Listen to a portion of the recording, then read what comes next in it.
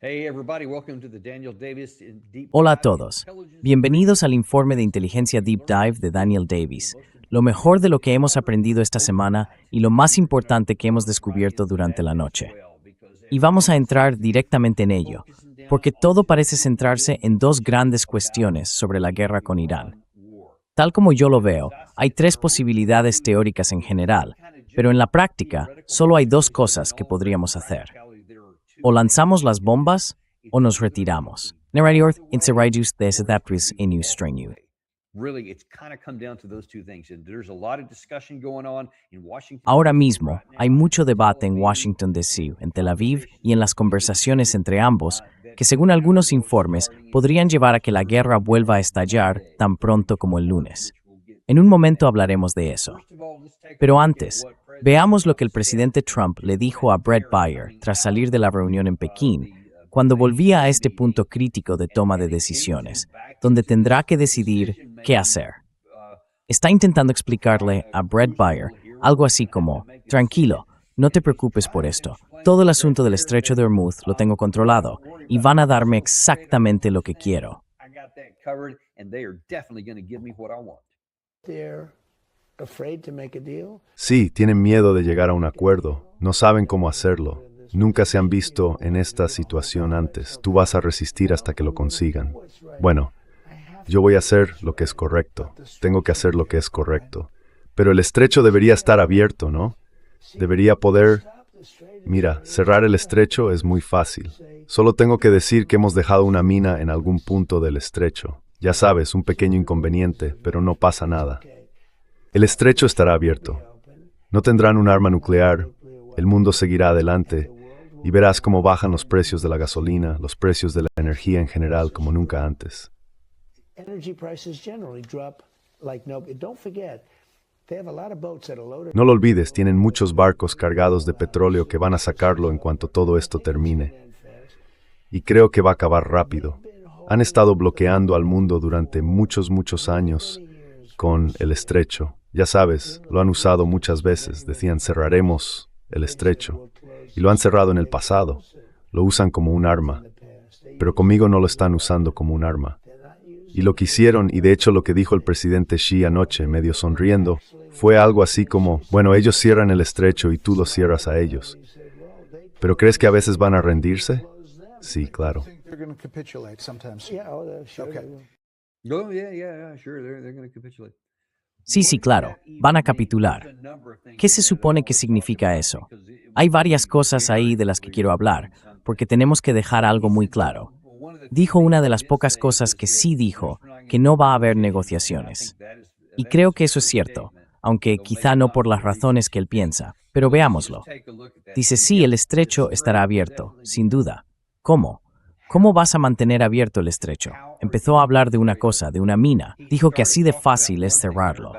Y vale, esa es solo una de las muchas formas en que los iraníes pueden mantenerlo bloqueado. ¿Cómo te deshaces de eso? Eso no lo mencionó en absoluto. Y oye, hay que reconocerle el mérito a Bret Baier, porque hizo algunas preguntas difíciles y en varios momentos le plantó cara. No hizo precisamente preguntas fáciles. Didn't ask too many easy questions, or at least he illuminated, put in the room. O al menos, él puso sobre la mesa la oportunidad de que consiguiéramos respuestas reales, o de ver dónde está realmente Trump. Ojalá hubiera insistido un poco más. Porque la primera pregunta, la que debería haber sido la obvia pregunta de seguimiento a esa afirmación, era, de acuerdo, señor presidente, usted dice que sí, que van a capitular. ¿Cómo va a conseguir que capitulen, cuando todo lo que hemos intentado durante los primeros 40 y pico días de la guerra, en su fase más intensa, con casi 14,000 objetivos atacados dentro de Irán, no ha funcionado? Y aún así, siguen teniendo 30 de 33 baterías de misiles o fábricas y plataformas de lanzamiento operativas en el Golfo, a lo largo del Golfo Pérsico y del de Omán, y también en el Estrecho. 30 de 33 siguen activas. Great. 30 of 33 are still active. And of course, that doesn't even talk about the dozens. Y por supuesto, eso ni siquiera menciona las decenas que están más atrás, en un país del tamaño de buena parte de Europa Occidental. ¿Cómo piensas hacer eso? No tenía respuesta, porque no hay respuesta. Se intentó obligarles militarmente a abrirlo por la fuerza. Y claro, tenemos que retroceder un poco. Fuiste tú quien empezó a usar la fuerza. Y eso fue lo que provocó el cierre del estrecho.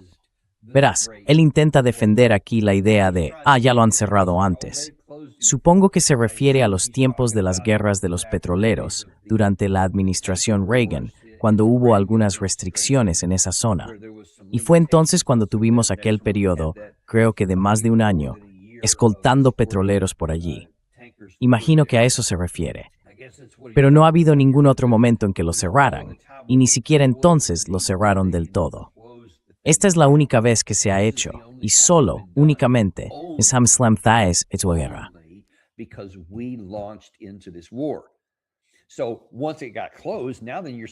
Entonces, cuando se cerró, claro, ahora dices vaya, porque según todos los indicios, mucha gente, y he hablado con algunas personas aquí, incluso en las últimas 24 horas, dice que el presidente Trump fue convencido por Netanyahu y por miembros del ejército israelí de que la guerra se ganaría en unos 4 días. Que con el asesinato de Ali Khamenei, el líder supremo, y de las demás personas que eliminarían con todo lo que iban a destruir, con el daño que causarían al país, eso haría que se rindieran en unos 4 días. Esa es una de las razones por las que el presidente Trump en los primeros días dijo, hemos ganado. Sí, hemos ganado, porque estaban ocurriendo cosas que hacían parecer que tenían razón, porque los objetivos que él había autorizado estaban siendo alcanzados, estaban siendo destruidos. Y sí, él lo vio cómo todo eso se cumplía, así que pensó, hemos ganado.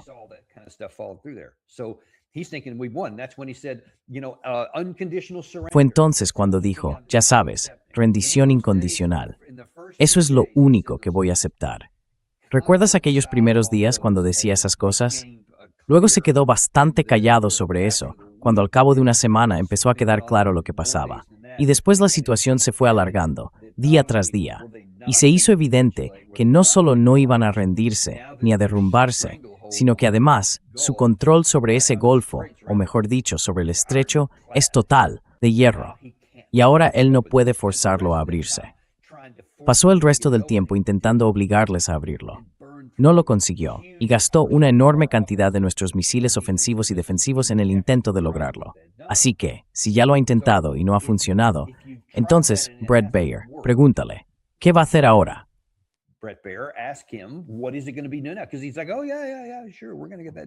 Porque él dice algo así como, sí, claro, lo vamos a hacer. Y luego intenta colarte otras cosas.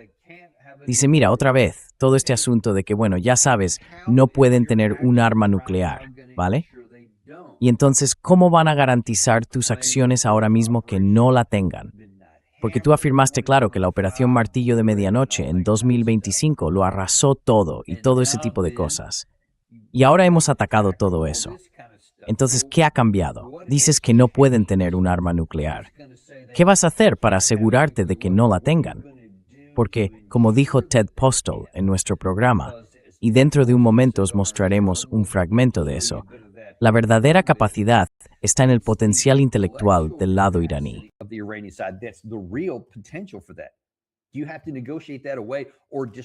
Tienes que negociar eso o destruir a todo el mundo. No se trata solo de las instalaciones. No es solo el polvo nuclear, como él lo llama. No es eso. Se trata de la capacidad intelectual. Y eso no se puede destruir. Entonces, ¿qué vas a hacer para asegurarte de que no haya capacidad para fabricar armas nucleares? No tenía respuesta para eso. Y luego intenta tranquilizar a todo el mundo diciendo que los precios que están disparándose aquí, quiero decir, la gasolina está por las nubes. Eso afecta a todos los estadounidenses, a tantísima gente, con personas que ya están racionando en Asia, en África, y ahora están a punto de hacerlo también en algunos lugares de Europa.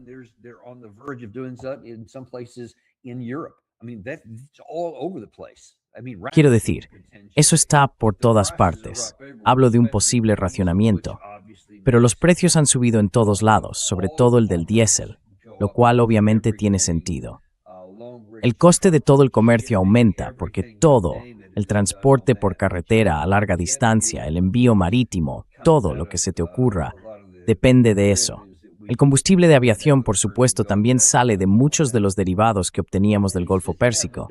y eso no va a bajar. Y él dice, sí, pero no te preocupes, porque voy a conseguir que el estrecho se abra muy pronto. Todos esos petroleros que están allí, todo ese petróleo, empezará a fluir otra vez. Vale, dejemos esto muy claro, y todo el mundo tiene que entenderlo. Aunque hubiera algún acuerdo milagroso que lograra abrir eso y evitáramos volver a la guerra, pasarían meses, muchos meses, antes de que volviéramos siquiera a acercarnos al nivel de flujo de petróleo, gas y reservoirs que se aliznó el Golfo antes de la guerra.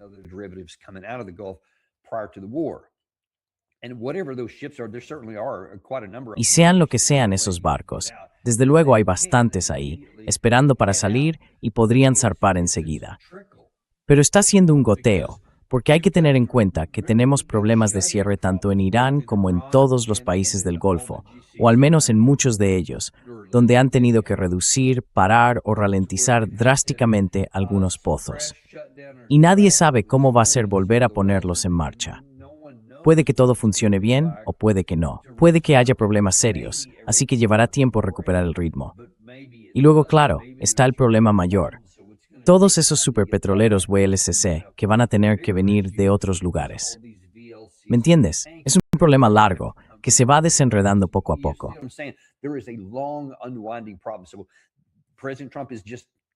Así que el presidente Trump está categóricamente equivocado cuando afirma, sí, los precios del petróleo, de la gasolina, todo va a bajar muchísimo en cuanto yo lo arregle, porque no es así.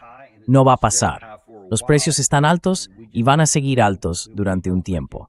Solo podemos esperar no empeorar la situación. Luego pasa a otro tema. Ahora vamos a entrar en algunas de las cuestiones de esa misma entrevista sobre una de las tres posibilidades. Como dije, en general hay tres opciones. Se puede llegar a un acuerdo negociado, se puede dar por terminado el asunto o puede haber bombardeos, ¿verdad? Esas son las tres categorías. Bueno, yo creo que en realidad solo hay dos, o se abandona o hay bombardeos, porque en la práctica hemos destruido por completo el terreno de la diplomacia, como el propio Trump comenta sin darse cuenta en este fragmento.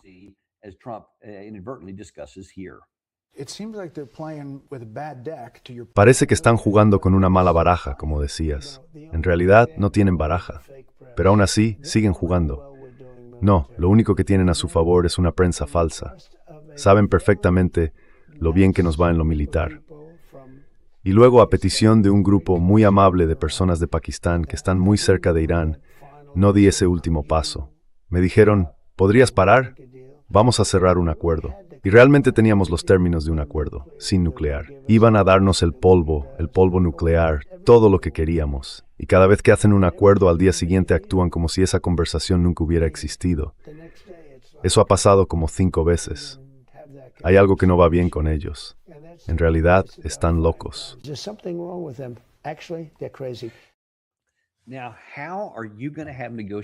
A ver, ¿cómo vas a negociar con un país si eres Irán cuando el líder del otro país dice cosas así? Es una locura. Cuando tienes al secretario de Estado diciendo «loco de la cabeza», o como fuera esa frase que dijo la semana pasada, y luego le oyes decir esto. Yo pensaba que teníamos un acuerdo. 5 veces pensé que teníamos un acuerdo.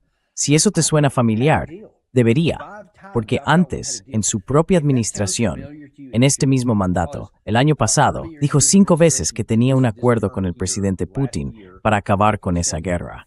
Y luego sigue cambiando el acuerdo.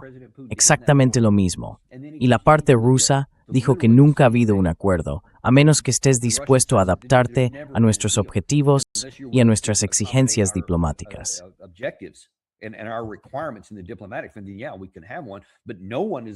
Sí, podríamos tener uno, pero nunca se ha llegado a ningún acuerdo. Y eso, desde luego, es lo que pasa aquí. Tienes a la parte iraní, todo ese contexto y piensas, ¿pero qué demonios? Este tipo ni siquiera actúa de forma coherente.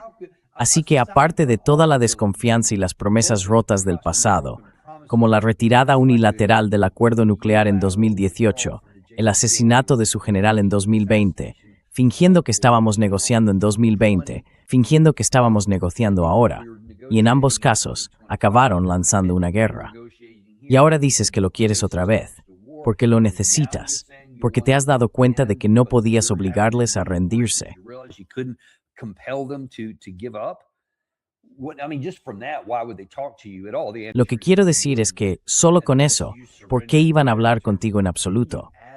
La respuesta es que no lo harían, a menos que aceptes sus condiciones. Pero si además le sumas eso, ves que no hay un camino práctico a nivel diplomático. Trump no puede llegar a ningún acuerdo. No parece capaz de hacerlo. Y aunque lo hiciera, ¿por qué iba Irán a creer en ello? ¿Por qué iba a actuar en consecuencia? Ahora bien, desde el punto de vista de Irán, el ministro de Exteriores, Abbas Araghchi, volvió a abordar esta semana todo este asunto que Trump mencionó en ese primer fragmento que te mostré sobre eso de que no pueden tener un arma nuclear. Eso está generando mucha frustración en el lado iraní, como dice aquí el propio señor Abbas.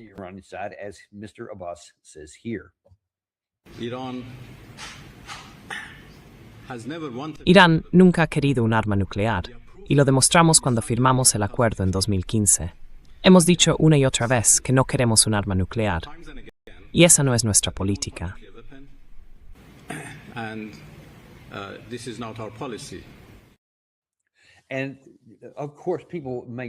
Y claro, la gente puede mirar eso y pensar, bueno, claro, va a decir eso. Pues no, olvídalo. Nunca hay que dar nada por hecho. Yo nunca lo hago. Nunca doy nada por hecho. Sea Abbas Araghchi, sea Mustafa Obani, sea Donald Trump o quien sea.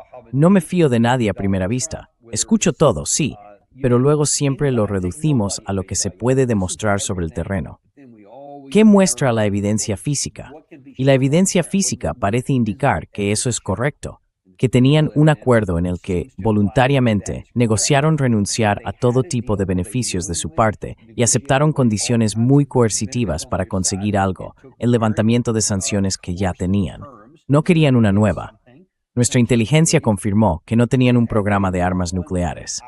No nos fiamos de su palabra.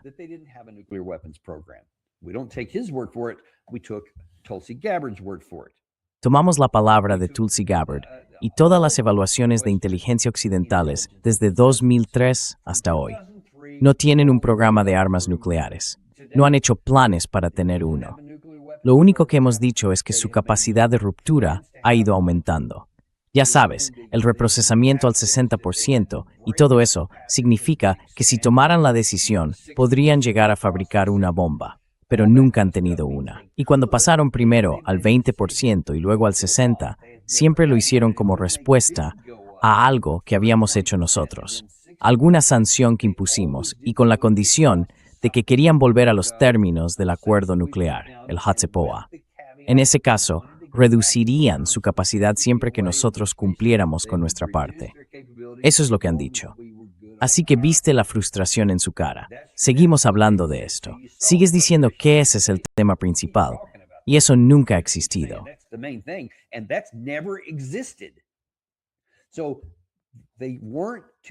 Así que no estaban a 2 semanas de tener una bomba nuclear cuando empezamos con esto. Eso fue una invención total y una mentira por nuestra parte, categórica. Tampoco están ahora a 2 semanas de tener una bomba, como dijo hace un par de días la secretaria de Energía Wright. También es categóricamente falso y una mentira. No entiendo por qué siguen repitiendo eso cuando ya se ha demostrado que no es cierto. Incluso según el propio presidente Trump, si quieren una fuente, tomen esa. Él dijo que bueno, todo había sido destruido. Tenemos satélites vigilándolo día y noche, no han tocado nada. Si lo hacen, empezaremos a bombardear y así sucesivamente. Así que, según lo que ha dicho el presidente Trump, es físicamente imposible.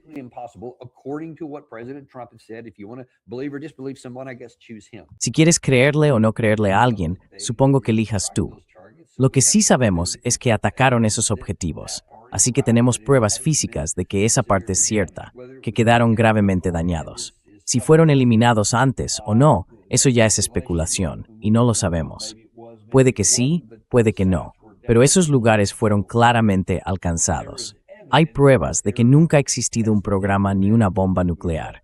Así que, si ese es tu casus belli para la guerra, y ahora dices que quieres negociar sobre eso, mientras la otra parte te dice, oye, no lo tengo y nunca lo tuve. Entonces, ¿cuál es la base para una negociación?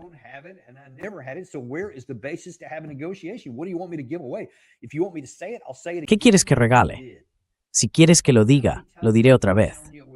Y lo hizo.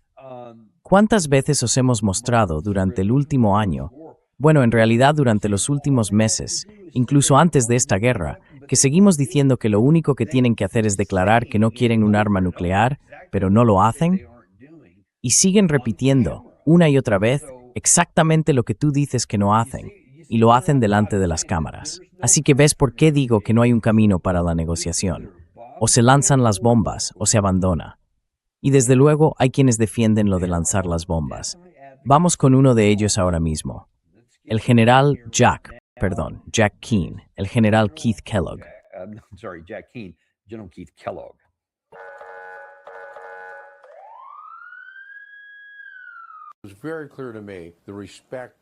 Para mí estaba muy claro el respeto que le tienen al presidente Donald J. Trump.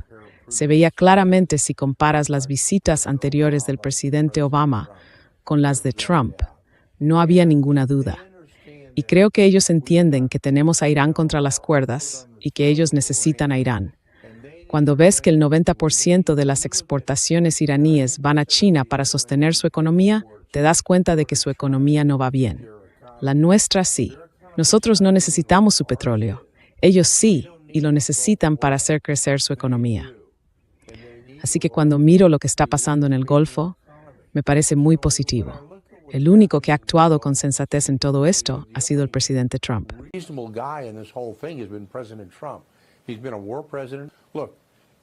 Ha sido un presidente en tiempos de guerra. Mira, yo solo soy ruido de fondo. Él es el presidente de los Estados Unidos. Constitucionalmente es el comandante en jefe, el único comandante en jefe. Pero yo soy de esos que van un poco más allá. Quiero decir, me gustaría tomar algo de valor y poner a su administración, a los iraníes, en una situación de riesgo. Y por eso he dicho muchas veces, tomemos algo como la isla de Qeshm o las islas Farsi en el estrecho. La razón es la misma que si te quitan el coche o la casa. Ahora es mío. Ya tienes mi número de teléfono. Llámame. Lo quieres recuperar. Y entonces hablaremos. So, a couple of things from there. Un par de cosas sobre eso. Primero, cuando hace esa declaración tan arrogante, bueno, varias cosas. Una de ellas, en realidad, tiene algo de fundamento. Verás, tenemos el pie sobre su cuello y les estamos haciendo daño. Nuestro bloqueo está perjudicando a Irán, y eso es un hecho. Esta mañana vi algunos informes que decían que hay un desempleo enorme. La gente está perdiendo sus trabajos, la inflación se está disparando. Cuesta muchísimo dinero conseguir cualquier cosa. Faltan muchos productos porque no pueden entrar. Tienen rutas terrestres y hacen algo de comercio por ahí. Pero la situación está muy deteriorada en comparación con lo que era antes.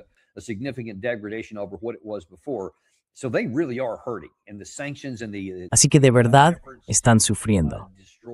Las sanciones y los intentos de destruir su moneda, todo eso está teniendo un efecto real en Irán. Están pasándolo mal, no hay duda de ello, pero lo que seguimos diciendo es que ellos ya contaban con eso. Tienen experiencia con este tipo de situaciones, saben cómo amortiguar el golpe y saben cómo resistir. Así que si alguien piensa, bueno, como ahora la situación es mala, se van a levantar y van a derrocar a su gobierno por nosotros, va a tener que esperar mucho tiempo antes de que eso ocurra. Pero luego hay cosas que él dice que son completamente falsas. Por ejemplo, cuando afirma que no necesitamos su petróleo. Esa es una de las cosas. No necesitamos el petróleo de Oriente Medio. Tenemos nuestro propio petróleo, así que ¿quién necesita a los demás? Si no necesitamos su petróleo, ¿por qué ha subido el precio a $5 el galón en Estados Unidos?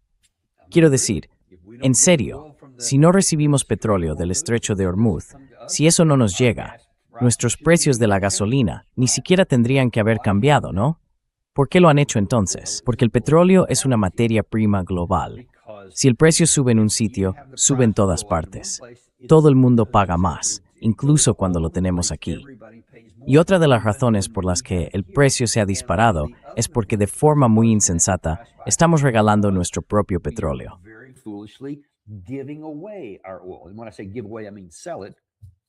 Y cuando digo regalarlo, me refiero a venderlo a través de nuestra reserva estratégica de petróleo.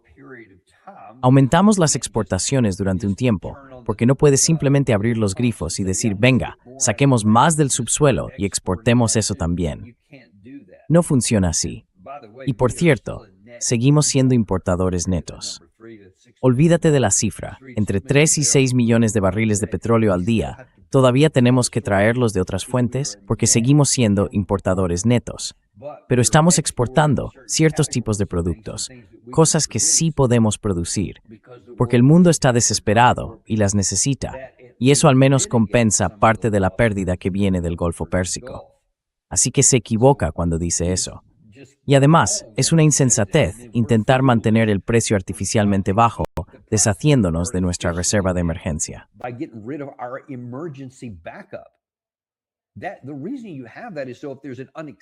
La razón por la que existe eso es para que si hay una interrupción inesperada en el suministro, puedas, como país, cubrir tus propias necesidades.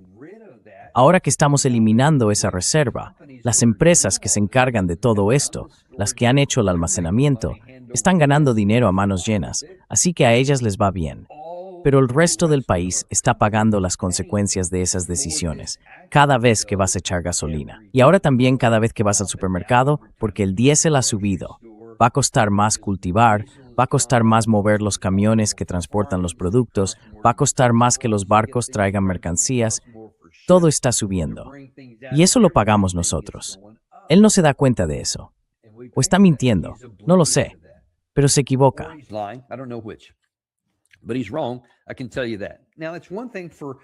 Puedo decirte eso. Ahora bien, una cosa es que un general retirado como Keith Kellogg diga cosas así. Sabemos que Trump le escucha. Lo sabemos. Antes fue uno de sus enviados para Ucrania. Además, fue asesor de seguridad nacional del vicepresidente en la primera administración de Trump. Así que, obviamente, le escucha. No sé por qué. Ha quedado demostrado que se ha equivocado de forma catastrófica muchas veces. Pero aún así lo hace. Pero una cosa es que lo diga un militar retirado y otra muy distinta es que lo diga un oficial en activo. Y una de las razones por las que el presidente Trump puede hacer afirmaciones de ese tipo, como hemos destruido y derrotado militarmente, ya hemos ganado, es porque quizá esté escuchando a gente como el almirante Cooper.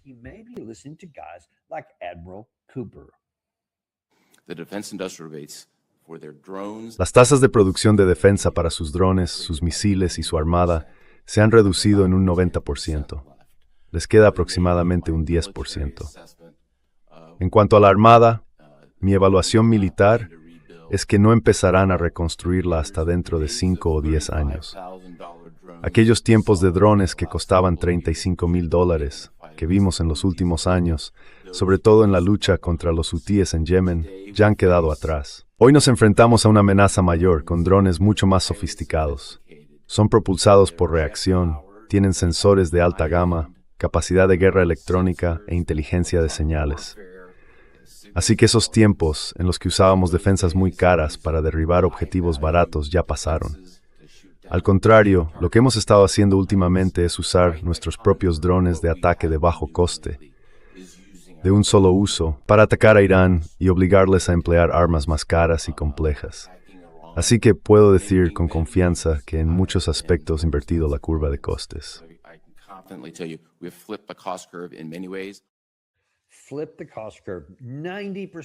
¿Reducir drásticamente los costes? ¿Un 90% menos? Eso es absurdo. Es evidentemente falso. Además, el New York Times, el Washington Post, el Wall Street Journal y la CNN han informado, cada uno por su cuenta, de distintos informes que indican que Irán conserva alrededor del 75% de todo lo que tenía. Algunos incluso sugieren que podría llegar al 90% de su capacidad de misiles. Siguen teniéndola. Es obvio que la tienen. Solo hay que imaginar lo irracional que sería. Estaríamos entre los países más insensatos de la historia si después de haber degradado militarmente a alguien y tener el pie, o mejor dicho, la bota sobre su cuello, como dijo Kellogg, después de haberles quitado el 90% de su capacidad, decidieras levantar la bota y luego declararas un alto el fuego. Así que, vale, ¿qué tal si ahora os recuperáis? You had a ceasefire. So, all right, fella, how about y'all recover? We're going to give you a month or so. to get everything Os back. vamos a dar, no sé, un mes más o menos para que lo volváis a meter todo en su sitio y quitéis parte de los escombros de esas laderas que dañamos, pero que no destruimos, para que podáis volver a usarlas. Let me know when you're ready. Claro, tomáoslo con calma. You know how No, avisadme cuando estéis listos. we're not stupid. ¿Entendéis lo que quiero decir? ¿Sabéis lo absurdo que sería eso? Y no somos estúpidos. Mentimos mucho, sí, pero no somos estúpidos. Si los hubiéramos dejado al 90% y solo les quedara un 10%, una fracción mínima, habríamos intensificado los ataques. Les habríamos golpeado aún más fuerte. Y entonces habríamos tenido esa rendición incondicional. Habríamos tenido nuestro momento del USS Missouri, y los que quedaran en Teherán habrían llegado temblando, con un bolígrafo en la mano, diciendo, ¿dónde firmo mi rendición? That's what the problem. That's one of the big. Ese es uno de los grandes problemas que tenemos, que hay tipos como Kellogg que probablemente sí saben la verdad y simplemente mienten. Y luego están los que van de uniforme, como el almirante Cooper, que dicen cosas que son ilógicas, irracionales y que no pueden ser ciertas. Y vemos que no lo son. Y ahí está él, bajo juramento, delante de Dios y del país, diciendo cosas que a simple vista no pueden ser verdad. Si lo fueran, ese estrecho estaría abierto. Ya habríamos ganado. Pero si el presidente Trump está escuchando a este tipo, y sabemos con certeza que dentro de Trump hay dos bandos, uno que defiende la teoría de retirarse y otro que defiende la teoría de bombardear. Advocating the walk away theory, one that's advocating the bombs away theory. And if President Trump hears the commander. Y si el presidente Trump escucha al comandante del mando central decir eso ahora, bueno, si lo dice en público y otra cosa en privado, eso no lo sé. No tengo ninguna información sobre eso. Puede que en privado le esté diciendo la verdad, no lo sé. Pero desde luego, esos otros, los del enfoque de bombardeemos y ya está, no le están diciendo ese tipo de cosas. Le dicen que está dudando, que está al límite, que pueden entrar y acabar el trabajo de una vez por todas. A esa gente es a la que está escuchando el presidente Trump. Y mira, mencioné algo sobre el New York Times. And I mentioned some stuff about the New York Times. The bombs away crew. Parece que el equipo de Bombs Away está ganando ventaja en este momento. Esto lo publica el New York Times. Dos funcionarios de Oriente Medio, que hablaron bajo condición de anonimato para tratar asuntos operativos, dijeron que Estados Unidos e Israel están inmersos en preparativos intensos. Preparativos, no solo conversaciones. El mayor alto el fuego hasta ahora entró en vigor ante la posible reanudación de los ataques contra Irán, que podría producirse tan pronto como la próxima semana. Además, hubo otra información esta mañana que hablaba de cómo Estados Unidos e Israel están trabajando, cooperando y manteniendo conversaciones activas hoy. Y afirman que en las próximas 24 horas probablemente tomarán una decisión sobre qué hacer.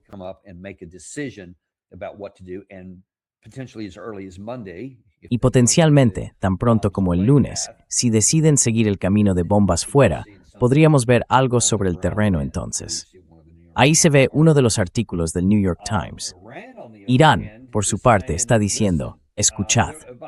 Por cierto, al mismo tiempo que todo esto, creo que os mostré a principios de esta semana que nuestro embajador ante la ONU, Mike Waltz, está intentando sacar adelante una resolución del Consejo de Seguridad para condenar a Irán por cerrar el estrecho de Hormuz. ¿Cómo se atreven a cerrar el estrecho de Hormuz por una supuesta disputa sobre un programa nuclear? Se les ha olvidado mencionar la guerra que empezamos nosotros, pero bueno, no ha tenido éxito hasta ahora. Pero la misión iraní ante las Naciones Unidas publicó esto ayer.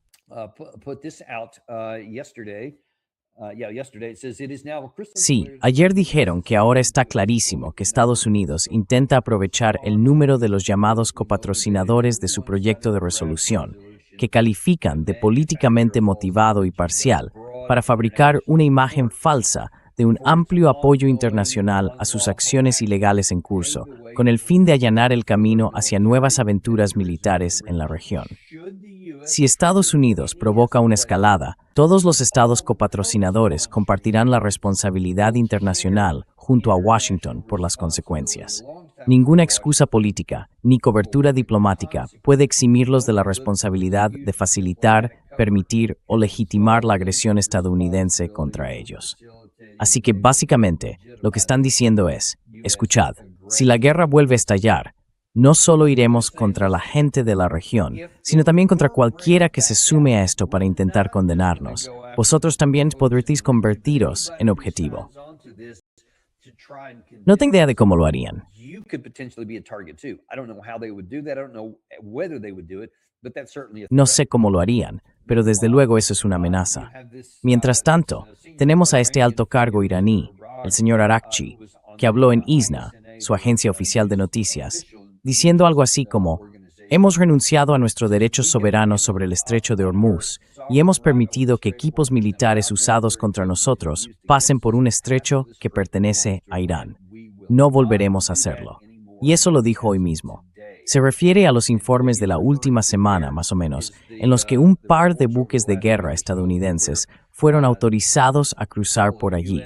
Lo hicieron, pasaron por el estrecho y supuestamente fueron atacados. Through there, allegedly they came under fire. One version is that we tell is that Una versión que contamos es que recibieron fuego sostenido desde el lado iraní, pero conseguimos derribar todos sus drones y misiles y logramos salir sin sufrir más pérdidas. Por su parte, Irán afirma que dispararon tiros de advertencia y lanzaron un aviso: marchaos o os destruiremos. Dicen que después de eso nos fuimos y que entonces hicieron algunos disparos de advertencia. No sé cuál de las dos versiones es cierta. Ambos lados tienen motivos para hacer que parezca que su versión es la correcta. Pero ahora lo que Irán está diciendo es, intentadlo una vez más. Si cualquier buque de guerra entra ahora en el Golfo, lo destruiremos. Y eso es lo que están diciendo desde que ocurrieron todos esos incidentes. since that spate of things happened, after that, the Iranian Navy published a Después de eso, la Marina iraní publicó una foto de uno de sus submarinos en la superficie del Golfo y dijo básicamente, por cierto, tenemos submarinos, están en servicio y patrullando. Además, claro, sabemos que tienen misiles submarinos, lo que ellos llaman torpedos modernizados, que pueden lanzarse desde cuevas bajo el agua. Ni siquiera hace falta un submarino para eso. Pero también los tienen. Y son difíciles de detectar porque en realidad son bastante pequeños.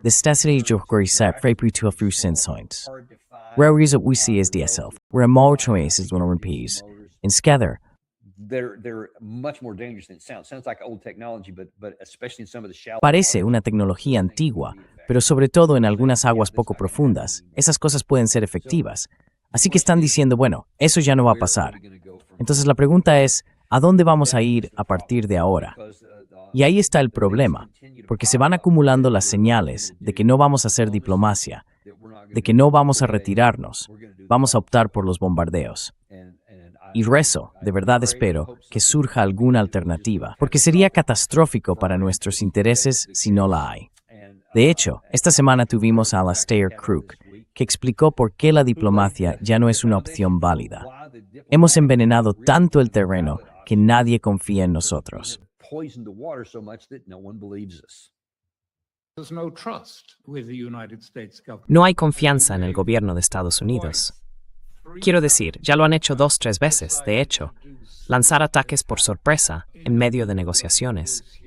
Así que no hay una gran sensación de confianza en que puedan llegar a un acuerdo. Por eso los iraníes insistirán, de acuerdo, pero queremos que esto sea un tratado legal formal, aprobado por el Consejo de Seguridad o por el Congreso. Trump no puede hacer eso. Or through Congress. Trump can't do that. So the most important issue right now is the question of trust. Así que, ahora mismo, la cuestión más importante es la confianza. No podemos confiar en los estadounidenses en absoluto. Por eso, todo tiene que ser exacto. Todo debe quedar muy claramente definido antes de poder cerrar un acuerdo. Y está claro que lo que no han conseguido por la vía militar, tampoco lo van a conseguir en la mesa de negociación. They cannot achieve on negotiation table. To my big regret, there are no diplomats on Con gran pesar, tengo que decir que no hay diplomáticos del lado europeo dispuestos a implicarse, dispuestos a hacer nuestro trabajo profesional para lo que fuimos formados, reunirnos, buscar soluciones, proponerlas a nuestras capitales. Los que me encuentro son simples propagandistas y los diplomáticos deberían escucharse entre sí y tratar de informar a sus capitales de forma imparcial para que puedan tomar las decisiones necesarias. Por ahora no es así, y eso me causa una gran frustración. Aún así, creo que seguiré con mi trabajo aquí e intentaré despertar al menos algunos de mis colegas antes de que sea demasiado tarde. At least some of my colleagues before it is too late. Mira, eso era como un montaje de varias cosas que han pasado esta última semana, cosas importantes que hay que saber. Pero deja muy claro, y de forma bastante dolorosa, que no se trata solo de un tema. Seguimos sin querer cumplir nuestra palabra en nada. Queremos convencer, queremos amenazar, queremos bombardear, y cuando no conseguimos lo que queremos, decimos lo que haga falta para intentar lograrlo. Y si decimos algo y la otra parte no hace lo que queremos, entonces rompemos el compromiso y nos marchamos, o simplemente nos salimos del acuerdo. Claro, esto viene de lejos. Bush se retiró de muchos de esos tratados de no proliferación nuclear a largo plazo, y Trump hizo exactamente lo mismo.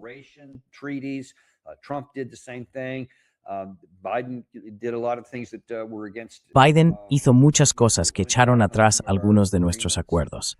Desde luego lo hizo con los talibanes. Se olvidó por completo de lo que había hecho la administración anterior y siguió su propio calendario. Tenemos esa costumbre como país.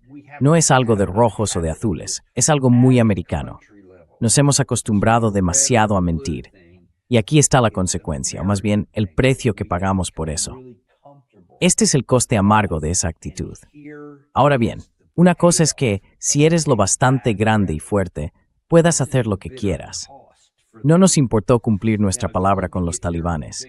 Si hubiéramos querido, en lugar del 31 de mayo, creo que era la fecha en la que se suponía que debíamos habernos ido.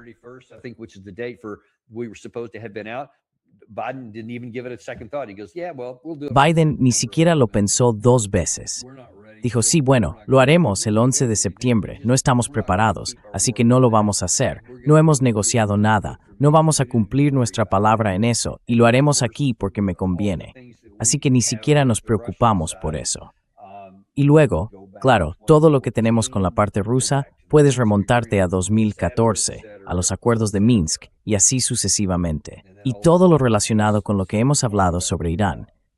Hemos destruido nuestra credibilidad. Así que ahora, cuando necesitamos un acuerdo, cuando necesitamos una solución negociada y que alguien confíe en nosotros, no lo harán.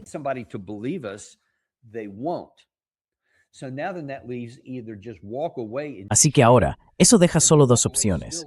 Marcharse con vergüenza, y marcharse sigue siendo la menos mala de todas. Pero aún así implica tragarse el orgullo, porque puedes estar seguro de que tus oponentes políticos van a poner el foco en eso y dirán, no, esto es un fracaso enorme.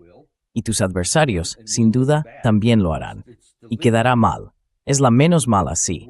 Pero la peor alternativa sería decir, vale, como no tengo credibilidad y ya no puedo lograr una salida diplomática, voy a volver a la vía militar, lo que solo empeoraría las cosas.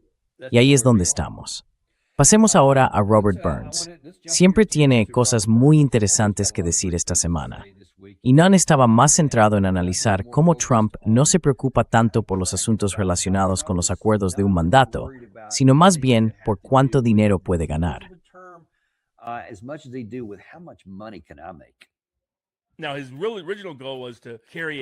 Su verdadero objetivo original era llevar una cabeza persa consigo a Washington para presumir. Por eso está obsesionado, por cierto, con el polvo nuclear. No tiene nada que ver con el programa nuclear. Lo que quiere es un trofeo. Trump, así es como funciona su mente ahora. Quiere trofeos, trofeos y más trofeos, y quiere el polvo nuclear para él mismo. Irán lo entiende perfectamente. Por eso, lo único que no van a hacer es dárselo. Quiero decir, son los persas, por el amor de Dios. ¿A quién se le ocurre la idea de enfrentarse al oso ruso, al tigre persa y al panda chino al mismo tiempo? Las tres civilizaciones continuas más grandes de la historia del mundo. Esta es la locura de Occidente. Pero todo quedó en pausa hasta después de China.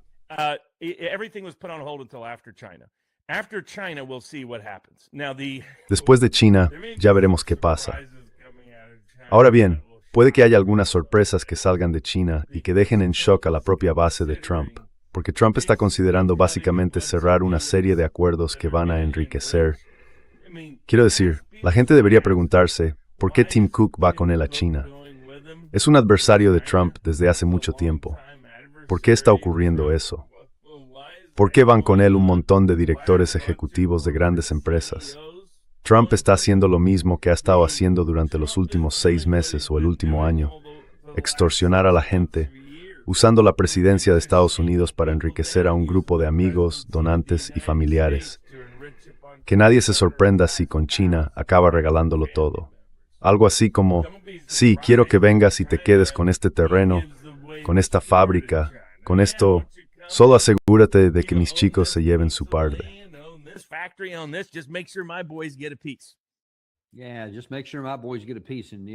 Sí, solo asegúrate de que mis chicos se lleven su parte. Y bueno, las pruebas están ahí, cualquiera puede verlas. Hemos hablado de muchos de estos acuerdos, y cada vez que Trump, en las últimas 3 o 4 semanas, o incluso más, ha hecho alguna declaración que ha hecho que los mercados se agiten, sobre todo que el precio del petróleo suba o baje bruscamente, da la impresión de que alguien sabía de antemano lo que iba a decir y cuándo lo iba a decir. Y luego hicieron operaciones justo antes, por valor de miles de millones de dólares. Supuestamente se está investigando ahora, pero me lo creeré cuando lo vea. Lo que sí sabemos es que alguien está ganando cientos de millones con esa información. Estoy bastante seguro de que les da igual cómo acabe todo, mientras consigan su dinero. Nosotros vamos a seguir vigilando eso también.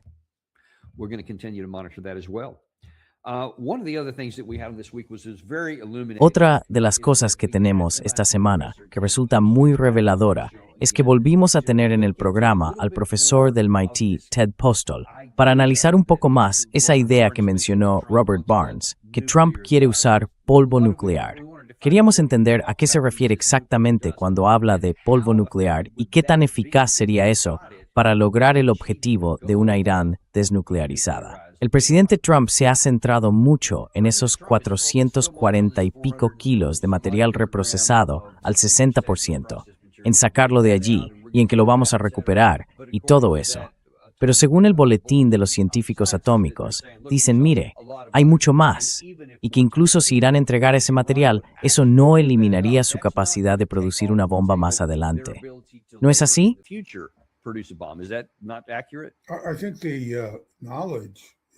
Creo que el conocimiento está ahí, entre los ingenieros y los científicos. Y no estamos hablando de, ya sabes, media docena de personas. Estamos hablando de miles de personas, miles de profesionales con una formación altísima y con una gran trayectoria. Así que bueno, esto no va a desaparecer. Y el punto que quiero plantear más adelante en nuestra conversación es que no hay ninguna posibilidad de resolver este problema por la vía militar. Simplemente no la hay. A menos que uno quiera convertir todo Irán en una ruina radiactiva con cientos o miles de armas nucleares y acabar con toda la población.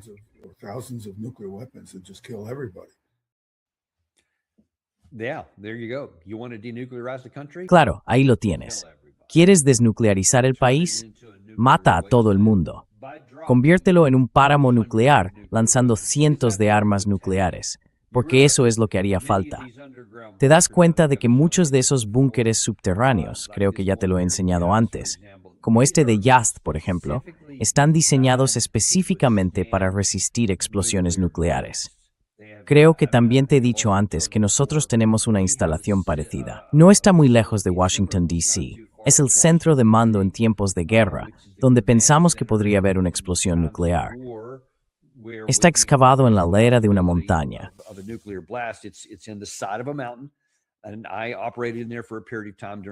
Y yo estuve allí un tiempo, durante una de nuestras guerras, mientras estaba destinado en el Pentágono.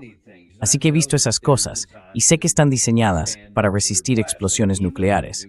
Ni siquiera una explosión nuclear lograría el objetivo, y ellos conservarían la capacidad de lanzar un segundo ataque. Y entonces, claro, en ese momento se lanzarían a fabricar una bomba. Sería una locura no hacerlo, y no están locos, así que lo harían. Y llegado a ese punto, la usarían. Después de que tú hayas usado una contra ellos, puedes estar seguro de que te devolverán una, porque tienen la capacidad para hacerlo, y lo dudo muy seriamente. the capacity to do it, and I doubt seriously. And one of the things Ted said in that Y una de las cosas que dijo Ted en ese programa, que por cierto podéis ver en nuestro canal principal y os recomiendo hacerlo si os interesa el tema, fue que incluso sin esos 400 y pico kilos de uranio enriquecido al 60%, todavía tienen muchos otros materiales nucleares que podrían reprocesar. Además, tienen la capacidad de construir nuevas instalaciones para producir aún más. Incluso si se deshicieran de todo eso, podrían conseguir más. Y con esas instalaciones, podrían transformarlas en nuevas capacidades y llegar a fabricar 1 o 2 bombas al año, incluso con algunos de los materiales nucleares menos potentes que poseen.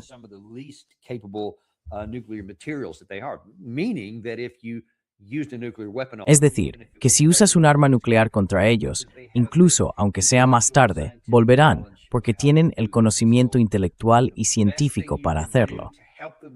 Así que lo mejor que puedes hacer para ayudarles a conseguirlo es ir a la guerra con ellos y bombardearlos. Y eso parece ser lo que se está haciendo. Por eso sigo pensando que la teoría de retirarse sigue siendo la mejor oportunidad que tenemos para evitar un mal desenlace. Todos los demás enfoques de bombardear y seguir adelante solo nos van a llevar a posibles resultados catastróficos. Ya veremos en qué acaba todo esto. Lo último de lo que quiero hablar hoy es del conflicto entre Rusia y Ucrania. Y por desgracia, últimamente ha habido algunos cambios que están volviendo a poner ese tema en primer plano.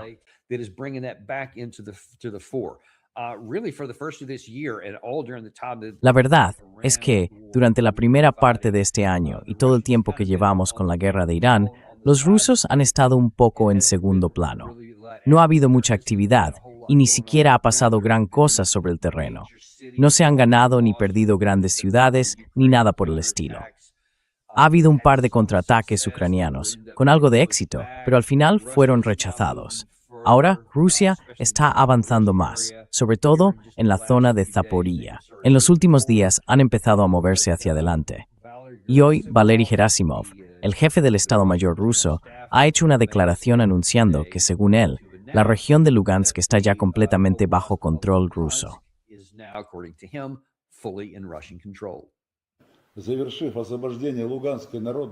Tras completar la liberación de la República Popular de Lugansk, se está librando una amplia batalla hacia el oeste, en la región de Kharkov, por la liberación de los asentamientos de Novy Svet, Druzhelyubovka y Cherneshchino.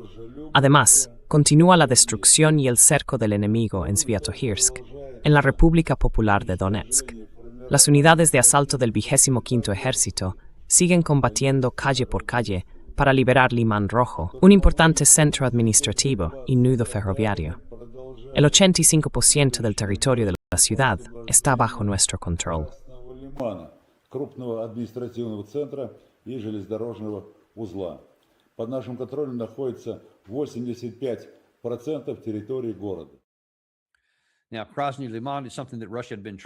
Ahora, Krasny Liman es un lugar que Rusia llevaba mucho tiempo intentando capturar.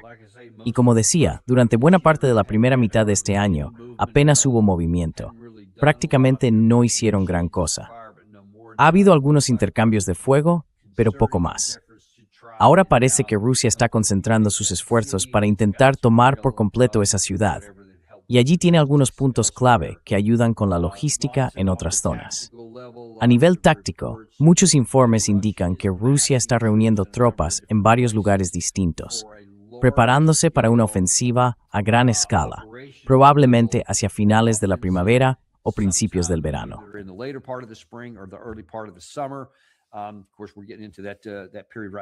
Claro, estamos entrando en ese periodo ahora mismo, así que por lo visto eso podría ocurrir muy pronto. Esperaremos a ver qué acaban haciendo. Como dije, en la zona de Zaporilla, en la parte sur de la línea de contacto, ha habido varios avances de las fuerzas rusas en los últimos 3 días. Veremos cómo evoluciona eso. Y por supuesto también, creo que lo comentamos hace un par de días, en un periodo de 24 horas, se lanzaron 1.500 drones y misiles desde Rusia hacia Ucrania. Ucrania, por su parte, también respondió con varios cientos en dirección a Rusia, algunos de los cuales alcanzaron con bastante fuerza instalaciones energéticas en el interior del país.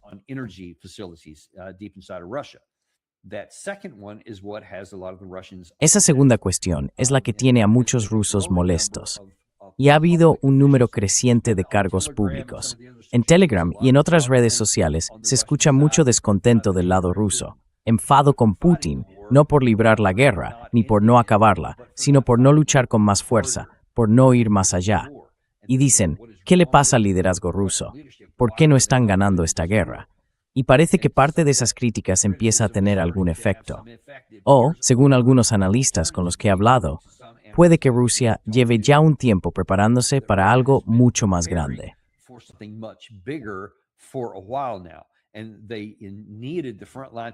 Y necesitaban que el frente siguiera activo, pero sin avanzar demasiado, porque necesitaban tiempo para reunir más recursos, más drones de largo alcance, más misiles, más vehículos blindados y entrenar a más tropas de combate fuera del contacto directo.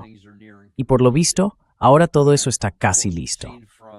Y lo que hemos visto públicamente por parte de algunas figuras bastante conocidas del lado ruso, Karaganov, por ejemplo, es que ha dicho abiertamente, y lo mostramos a principios de esta semana en el programa de Glenn Deason, que deberían lanzar misiles convencionales contra numerosos objetivos y fábricas militares en toda Europa occidental, donde se fabrican los misiles de largo alcance, los motores de cohetes y los drones que Ucrania utiliza contra nosotros. Según él, es lo justo.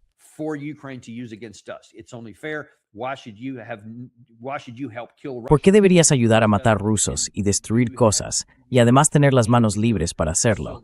Esa sigue siendo más o menos la lógica del lado ruso. Y entonces, esta gente, en particular Karaganov, dice, yo aconsejé a nuestro gobierno que hiciera eso, y si Occidente no capta el mensaje, si eso no les disuade de seguir, entonces deberíamos recurrir a las armas nucleares. Eso fue lo que dijo, y no es el único que lo ha dicho. Como comenté, hacia finales de la semana, dije, mirad, una cosa es cuando lo dice alguien en Internet. Es como si lo dijeran Keith Kellogg, o incluso Lindsey Graham, o algunos otros, como Jack Keane. Son antiguos cargos, hablan con el presidente, pero no forman parte del gobierno. Es un poco distinto, salvo en el caso de Lindsey Graham. Es diferente si quien lo dice es, por ejemplo, un embajador.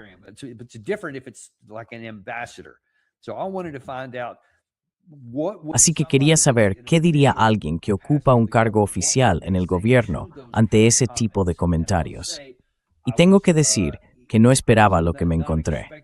Pero aquí está la parte central de mi entrevista con Dmitry Polyansky. Sé que, por supuesto, no vas a revelar ningún secreto militar en nuestro canal, ni a comprometer a tu gobierno con nada. Pero, en el caso de que los responsables en Moscú dijeran, de acuerdo, hasta aquí hemos llegado, han ido demasiado lejos, han cruzado la línea roja que marca el Kremlin, y ahora vamos a actuar. ¿Deberíamos esperar algún tipo de ultimátum o algo desde Moscú que dijera, si esto no cambia, haremos esto otro? ¿O sería más bien que de repente un día te despiertas y un misil ha caído en algún sitio?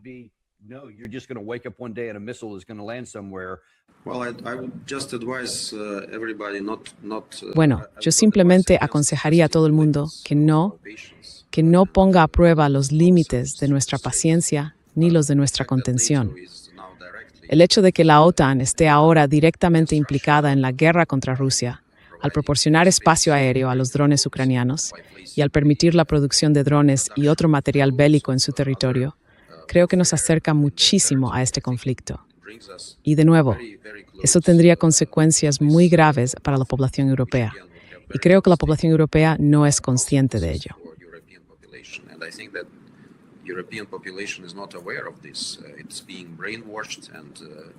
Están siendo adoctrinados y escuchan argumentos como los que has mencionado, que Rusia nunca se atreverá a usar nada contra Europa. Yo no estaría tan seguro, porque ahora mismo Europa lo ha usado todo contra Rusia.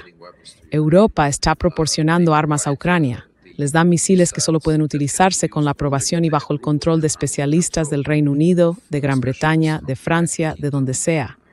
Creo que ya han cruzado todas las líneas rojas. Y si esto sigue así, es solo cuestión de tiempo. Y entonces se preguntarán, ¿por qué ha respondido Rusia de una forma tan dura y tan decidida?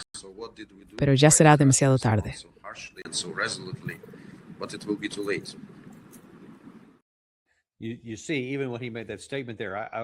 Verás, incluso cuando hizo esa declaración, yo pensé, espera, ¿va a decir algo más?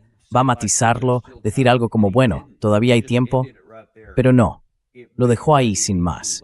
Puede que ya sea demasiado tarde. Dijo que las poblaciones europeas podrían preguntarse por qué seguimos preocupándonos tanto por esas líneas rojas, y luego, por qué Rusia respondió con tanta dureza. Y añadió, esta va a ser la razón. Y puede que ya sea demasiado tarde. Ahora déjame aclarar algo. Para mucha gente que está escuchando esto ahora mismo, quizá incluso algunos amigos de nuestro canal, puede que estén pensando, venga ya, eso es pasarse.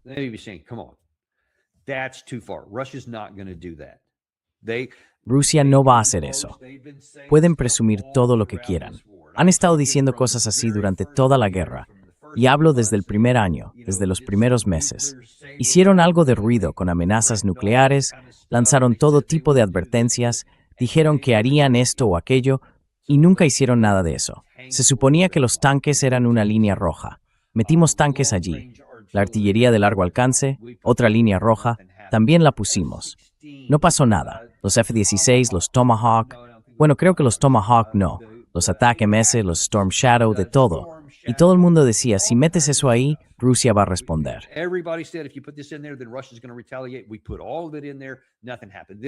Lo pusimos todo ahí.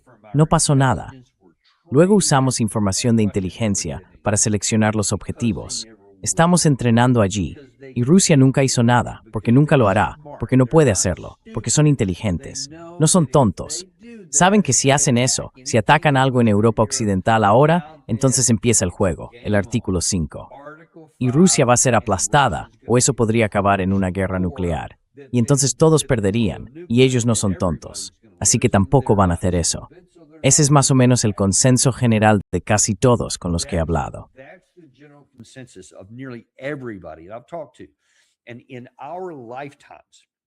Y en nuestras vidas, no creo que quede casi nadie, si es que queda alguien, de la última vez que se usó un arma nuclear, en agosto de 1945, en Japón.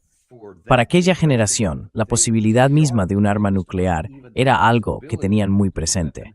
Había un gran miedo, un miedo sano hacia eso, y por eso la gente no quería avanzar demasiado por ese camino. Tuvimos, por supuesto, la crisis de los misiles de Cuba, y precisamente por lo que había ocurrido solo unos años antes en Nagasaki y en Hiroshima. Esa fue una de las razones por las que Khrushchev y Kennedy decidieron frenar la escalada. Ambos entendían las consecuencias, porque los dos habían combatido en la guerra.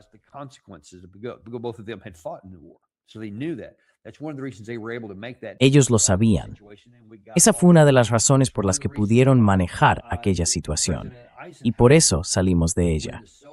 Es una de las razones por las que el presidente Eisenhower, cuando los soviéticos enviaron tanques a Hungría en 1956 y a Checoslovaquia, creo que fue en 1968, la siguiente vez, no intervino para ayudarles, como sí hemos hecho ahora con Ucrania desde que empezó esta guerra.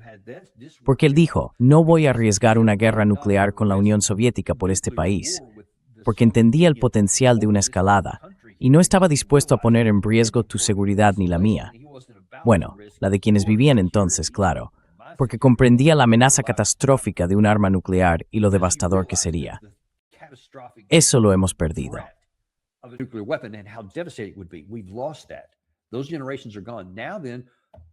Esas generaciones ya desaparecieron. Ahora bien, no le damos importancia. Pensamos que es otra forma de hacer ruido y que nunca lo harían porque saben que tenemos todas esas armas nucleares y que responderíamos. Y esa certeza, creemos, los frenará. Pero ahora hay gente en Rusia que piensa de otra manera. Dicen, ¿sabes qué? No sois los únicos que podéis seguir ese camino. Y si creéis que nunca lo haríamos, quizá os llevéis una sorpresa, porque puede que sí. Porque lo que están viendo es que su país ha sido atacado con tecnología, con apoyo físico y al parecer también con apoyo aéreo recientemente por parte de Occidente contra su propio país. Y déjame hacerte, antes que nada, esta pregunta. Sé sincero contigo mismo.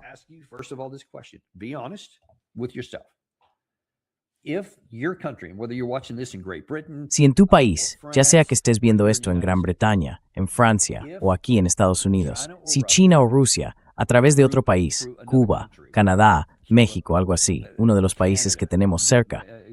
Si las cosas se deterioran y acabamos luchando contra ese país, y luego ellos, a través de ese país, atacan objetivos que ahora están golpeando fábricas estadounidenses, refinerías de petróleo, depósitos de almacenamiento, redes eléctricas, y todo eso, y sabemos que viene de ellos, porque la tecnología solo podría venir de ellos.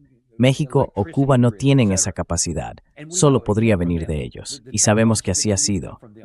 Vamos a decir, bueno, no podemos hacer nada. Quiero decir, no estamos directamente en guerra con China o con Rusia, así que no podemos hacer nada. No lo sé.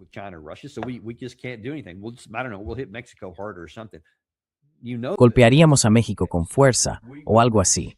Sabes que no es el caso. Estaríamos gritando como locos y exigiendo que esos países pagaran las consecuencias. Pues bien, eso es lo que está pasando en Rusia.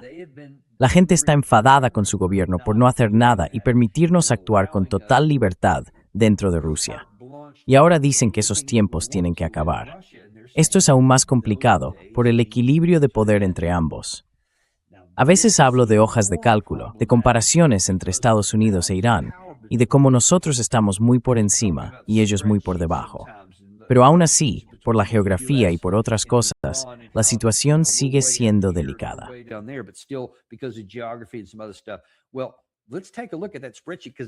Bueno, echemos un vistazo a esa hoja de cálculo, porque ha cambiado respecto a lo que era antes de 2022, antes de 2023 y también antes de 2024 y 2025. Porque ahora, todo Occidente, y lo hemos repetido muchas veces desde la administración Biden, presume de esos 50 países, sobre todo de Europa Occidental, y de cómo hemos entregado decenas de miles de vehículos de combate, millones de proyectiles, cientos de millones de municiones de distintos tipos, decenas de miles, o quizá incluso más, de misiles, misiles interceptores, misiles ofensivos, misiles de crucero de largo alcance, todo tipo de armamento. Y hemos dado tanto de todo eso a Ucrania, que al final se ha consumido por completo.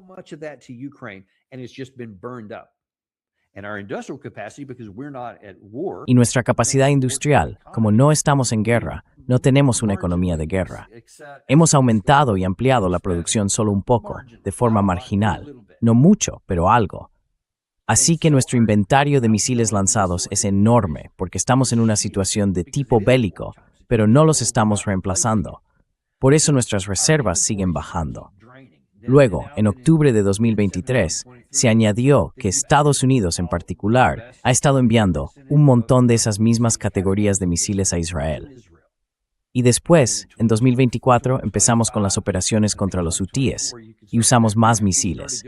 Y ya en 2025, con la operación Martillo de Medianoche, perdimos muchos más allí también. Entregamos muchos más a Israel para usarlos contra Irán, tanto interceptores como misiles ofensivos.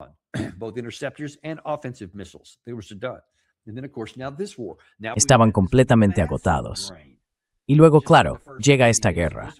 En solo los primeros 40 días hemos tenido un enorme desgaste, y aún así estamos pensando en empezar otra. En el otro lado de la balanza está Rusia. Ellos llevan tiempo en una posición militar también en lo económico.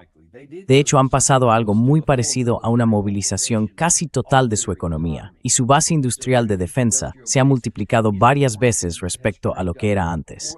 Según algunas estimaciones que he leído y expertos con los que he hablado, en realidad podrían hacer aún más. No llegaron a una movilización completa.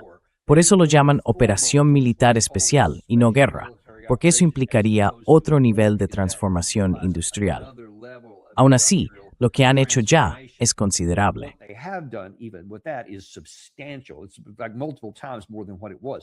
Es como varias veces más de lo que era antes.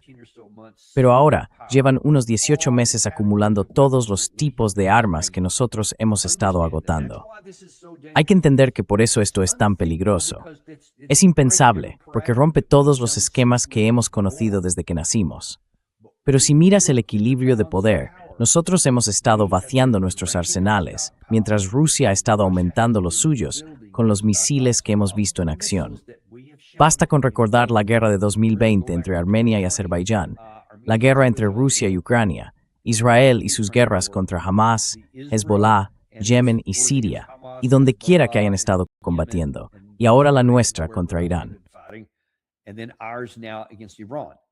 All the key drone capabilities and the key missile offensive and defenses that matter the most, we have drained our resources. We're trying to build up some of the drones, but it's incremental compared to what the Russian side is, which is off the charts. That's what we need to understand. The calculations are now different than they were because of our foolish actions in all these other pointless wars that never needed to have been fought. Now then, Russia is in a position to where theoretically, and again, I don't have any insight into what's actually going on inside of the Kremlin. None whatsoever. I can just read the tea leaves like you can or see statements that are made in public. But what I can do is count. Pero lo que sí puedo decirte, y lo que veo claramente, es que tanto nuestra capacidad defensiva como la ofensiva están muy por debajo de lo que eran antes. Y nuestra capacidad industrial sigue en un nivel de tiempo de paz. Nos llevaría años, muchos años, alcanzar una capacidad de producción de guerra. Y los rusos ya están ahí, con enormes reservas en todas las categorías ofensivas y defensivas que importan. Según la mayoría de las estimaciones, tienen grandes arsenales. Así que, si desde esa posición hacen sus cálculos, pueden pensar, podemos lanzar misiles convencionales aquí, y no hay prácticamente nada que podáis hacer para detenerlos, sean hipersónicos o los Iskander.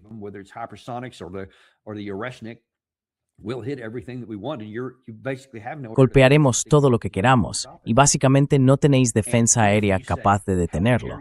Y si decís, ¿cómo os atrevéis a hacer eso? Artículo 5. Ahora vamos a la guerra con vosotros, los 32 países de la OTAN contra uno solo, Rusia. Pues que quede claro. Me da igual cuántos países haya. Eso no es lo que importa. Lo único que importa es vuestra capacidad de producción. ¿Cuánto podéis hacer? ¿Cuánto podéis fabricar? ¿Cuánto tenéis preparado para defenderos? ¿Y cuánto tenéis todo para atacar? Y es así, el lado ruso es así. Es la realidad.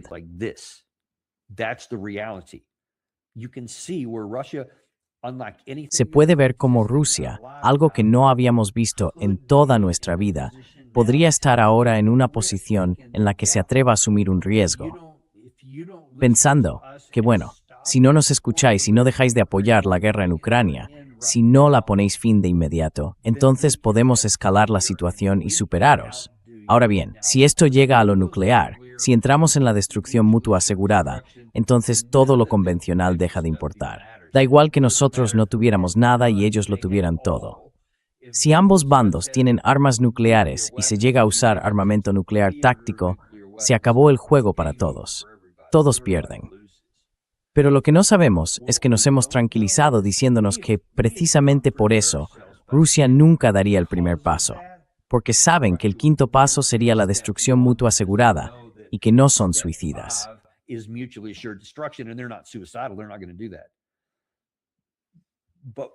No van a hacer eso, pero ¿y si calculan de otra manera? Y si piensan, creo que puedes hacer las cuentas, y que como sabes que el paso 5 significa destrucción mutua asegurada, no vas a dar el paso 2. Sería algo muy radical, y espero que no lo hagan, porque me preocupa que hombres necios y débiles, aterrados, pero con un botón nuclear al alcance de la mano, puedan recurrir a eso de forma irracional, que no hagan ese cálculo. Espero que Rusia no nos lleve a esa situación. Por desgracia, en se for than these things, sast how to get savos rain. Our foolish actions up to this point have made this a plausible scenario. Because they may say, I'm tired of you hitting it. Porque pueden decir, estoy harto de que sigas insistiendo y además estás acelerando. Ni siquiera se trata de continuar, es que estás acelerando. Porque Ucrania ha tenido más éxito atacando más lejos, más profundo y con más precisión dentro del territorio ruso. Y ahora están usando, supuestamente, el espacio aéreo de países de la OTAN, además de la tecnología, la inteligencia y el apoyo en la selección de objetivos, que todo el mundo sabe que estamos proporcionando. Así que, claro, seguimos haciendo eso pensando que, como existe la destrucción mutua asegurada, Rusia nunca haría nada, y por tanto somos libres de hacer lo que queramos. No respondieron a ninguna de las otras provocaciones. ¿Entiendes lo que quiero decir? Nos hemos engañado a nosotros mismos creyendo que tenemos todas las cartas de la escalada y que por tanto Rusia nunca hará nada y que podemos actuar libremente en su propio territorio. Hacer exactación y reírnos en izquierda porsa.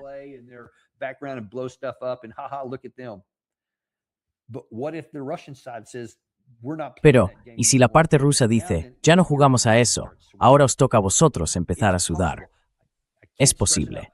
No me cansaré de repetirlo. No tengo información privilegiada. No sé si eso va a pasar, pero me preocupa mucho el tipo de armas que están en juego, la escasez de nuestros arsenales y la enorme cantidad que hay en el otro lado. Es algo a lo que debemos prestar muchísima atención. Igual que tenemos que alejarnos de la guerra en Irán, también debemos poner fin a la de Rusia y Ucrania para sacar esas posibilidades de la mesa. Porque si Rusia toma esa decisión, podríamos enfrentarnos a un posible ataque nuclear de alguien. Y que Dios nos ayude si los que toman las decisiones, ya sean hombres débiles y necios o arrogantes, incluso del lado ruso, son los que están decidiendo por todos nosotros.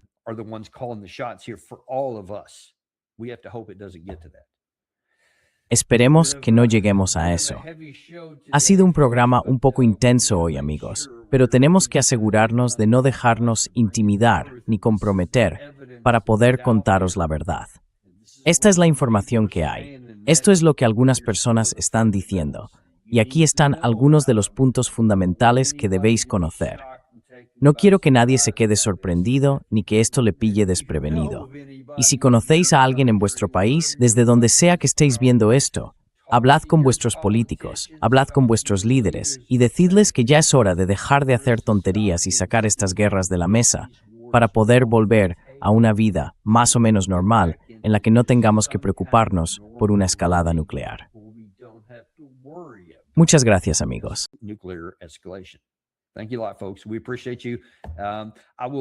Os lo agradezco mucho. Voy a estar de viaje durante unos 7 días, más o menos, así que no habrá tantos programas. Gary probablemente hará algunos por su cuenta, pero si pasa algo importante, buscaré la forma de ponerme delante de una cámara. Estaré en algunos. No voy a tomarme la semana libre, pero puede que no haya tantos como a los que estáis acostumbrados. Solo quería avisaros de eso. Y esperamos veros siempre que haya información de última hora en el Daniel Davis Deep Dive. No olvidéis contárselo a vuestros amigos, a los que les gusta escuchar podcasts. Decidles que añadan Daniel Davis Deep Dive a su lista de podcasts. Necesitan saber lo que vosotros sabéis. Pueden encontrarlo donde ya escuchan sus podcasts. Solo tenéis que decírselo.